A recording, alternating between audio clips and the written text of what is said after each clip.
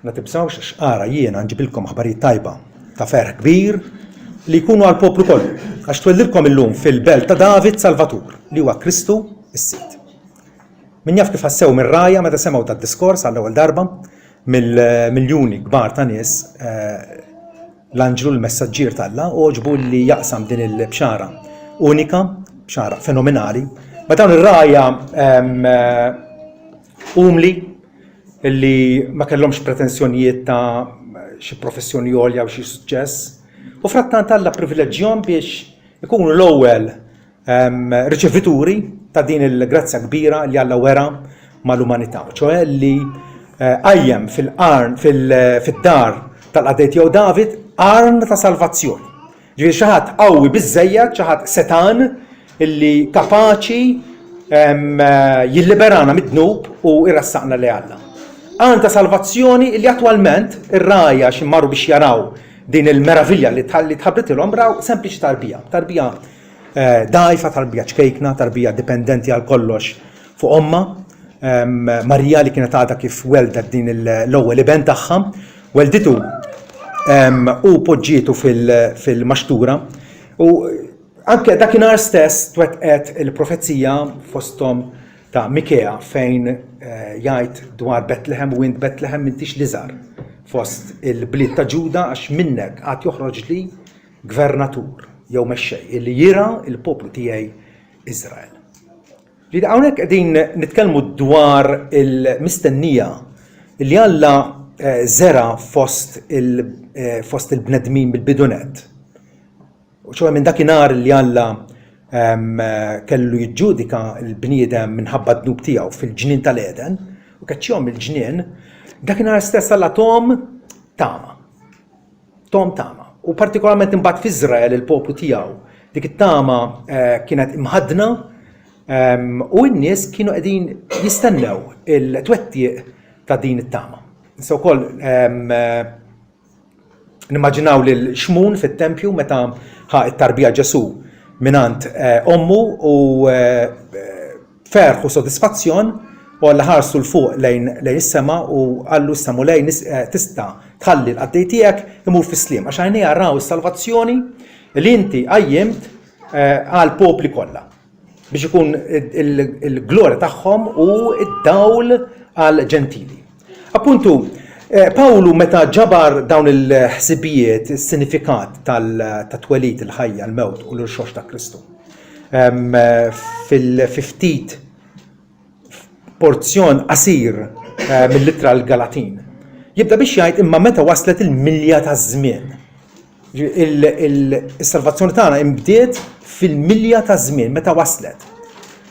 Xi wħud jaħsbu li din hija meta l-Imperu Ruman kellu ħafna faċilità biex tivvjaġġa fih u kien hemm ukoll il-famuża Pax Romana li stajt prattikament tajt u x'għandha li trid. Ma naħsibx. Naħseb Alla bagħat il-libnu fil-milja ta' żmien, ċoħe fil-żmien opportun skont it-timetable tiegħu.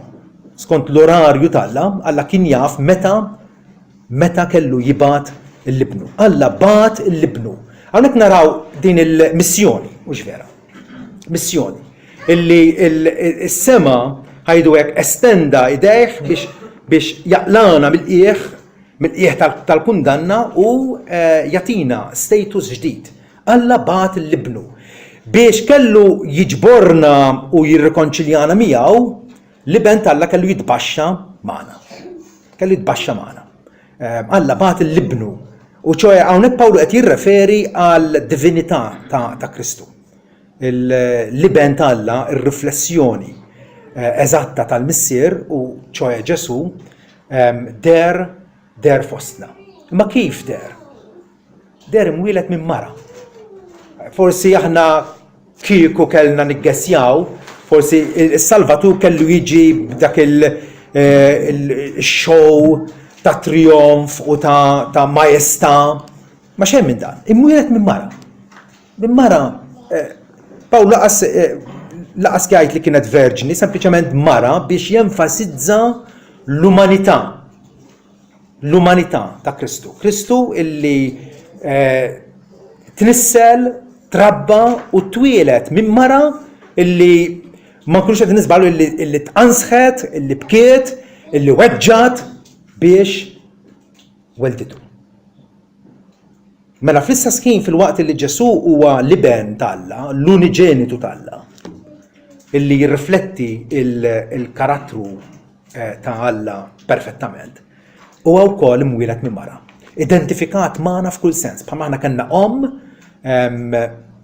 Ġesu huwa imwieled minn mara. Aktar minn hekk, imwieled taħt il-liġi. Imwieled taħt il-liġi, u ċoħe twieled l-istess wieħed illi tagħna l-liġi la tisrax,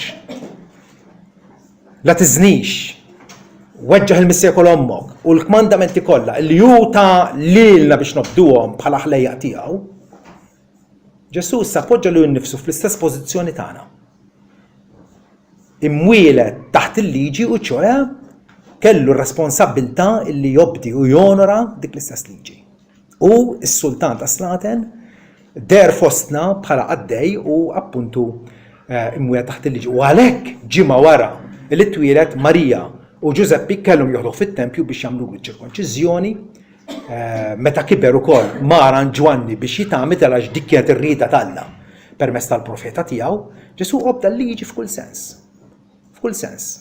Is-sultan illi sar sudditu għal-liġi tiegħu stess. L-umiljazzjoni kif Ġesu oġbu li jittaħħad jimxi fil-baxx magħna.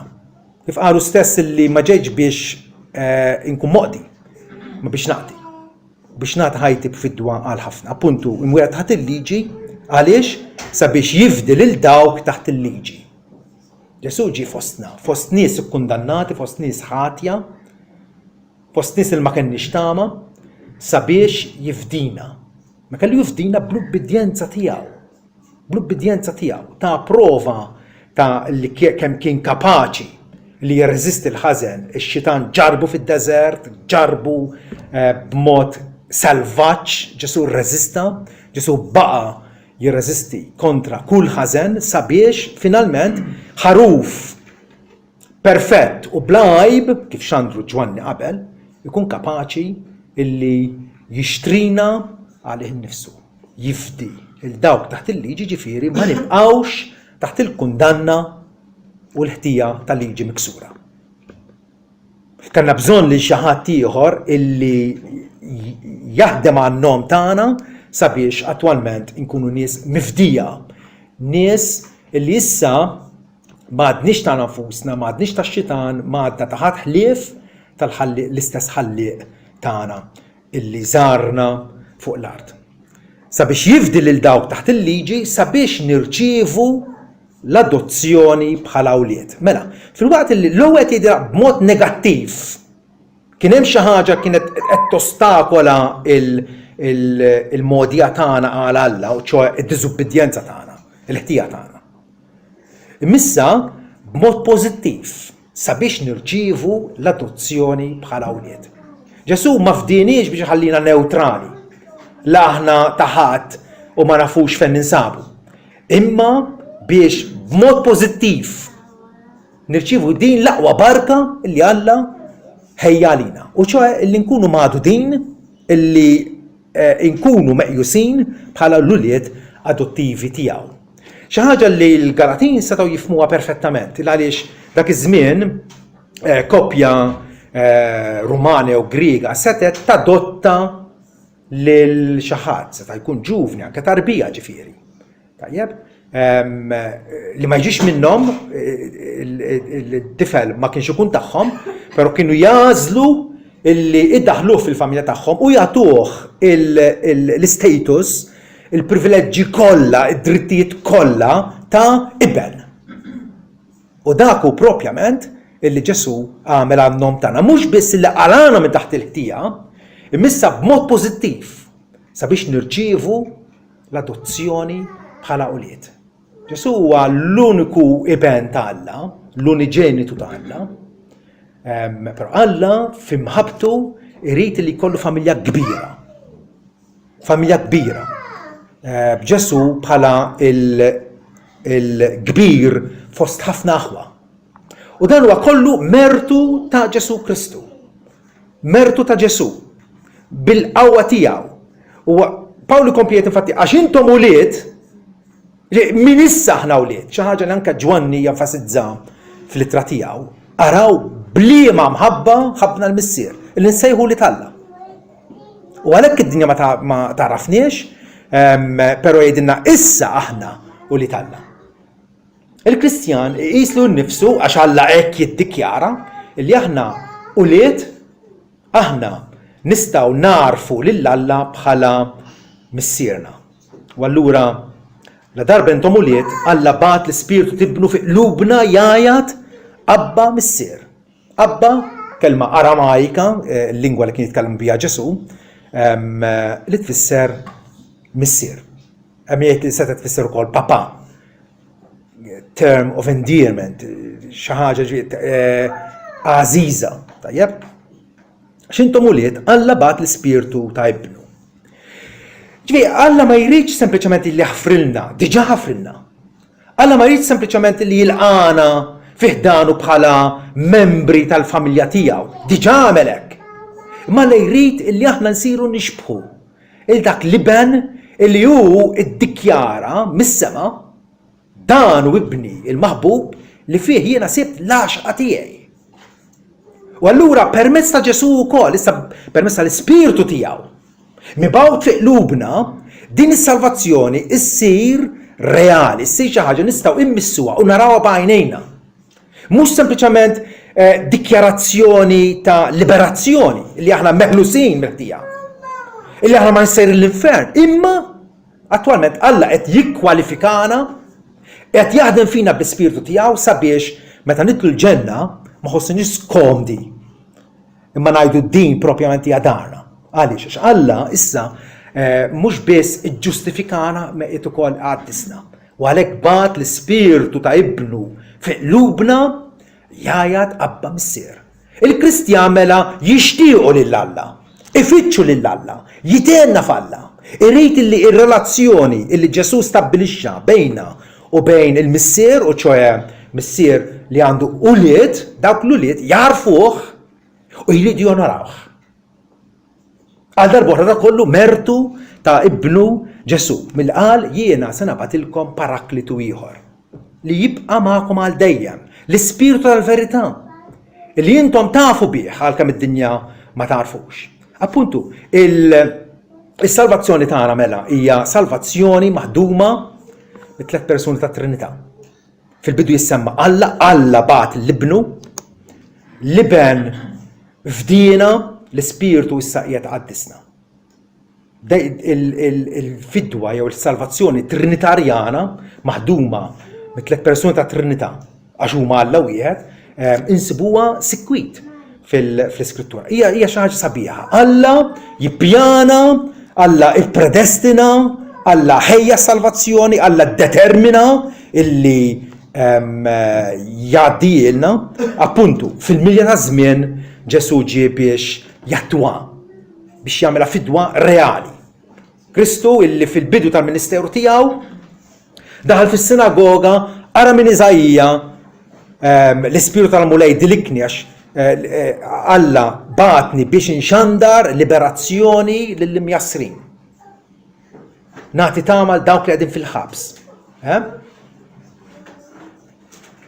U għalhekk missier liben u kull Kristjan jaraf kemm l-Ispirtu ta' Alla li qiegħed fina jammar u appuntu għamilna tempji ta' Alla fejn jammar l-Ispirtu tiegħu, l-Ispirtu dak l-istess Spirtu iqarribna, iħeġġiġna, jinkoraġġina biex l-Alla nfittxuh bħala l-aqwa barka tagħna. Għalhekk ma dikx iżjed il-sir. Pawlu jkompli anzi jikkonkludi biex jgħid. Ma dikx aktar il-sir. Il-Kristjan irid jaraf li hu nnifsu minu ta' bilħaq. Min aħna?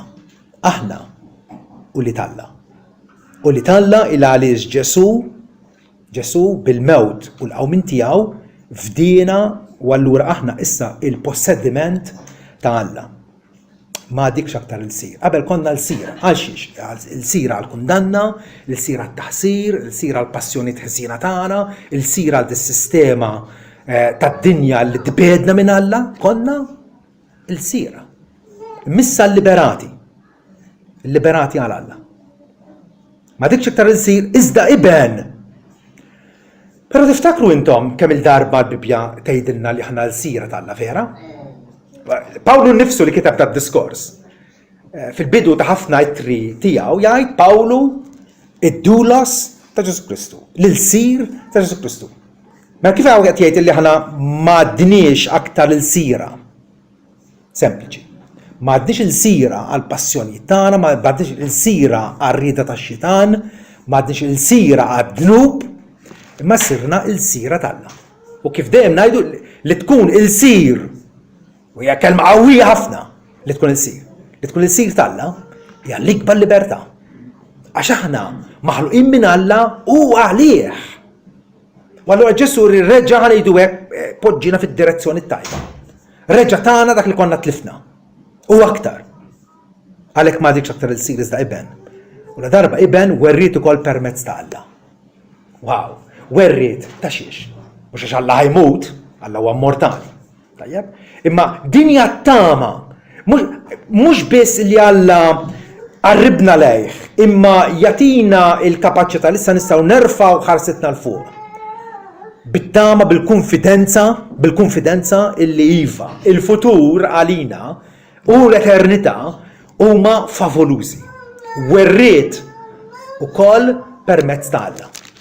Fil-Apokalissi Ġwanni ipoġġija bl-aktar mod sempliċi. Min jirbaħ u ċoj min huwa konkwistatur bil-fidi tiegħu fi Kristu, li għandu l-fiduċja tiegħu fi Kristu, qiegħed jafda fih, min jirbaħ jiret kollox. Kollox. Issa biex l-univers tal-Alla, il-realtà kollha, Alla u kull ma għandu huwa tagħna. Kif? Permezz ta' Kristu. Min jirbaħ jiret kollox u jien inkun Alla tiegħu u ikun ibni. F'din l-okkażjoni meta aħna il-qalb tagħna hija imqanqla sabiex niftakru fil-twelid umli tal-iben tagħna. Tajjeb illi niftaħru fih. Mhux fina nfusna, niftaħru fih illi bid-drieħ minn dub tiegħu kisibna lura għal Alla sabiex inkunu ta' bilħaq nies illi nonoraw u nsebħu lil Alla f'kull sens. Amen.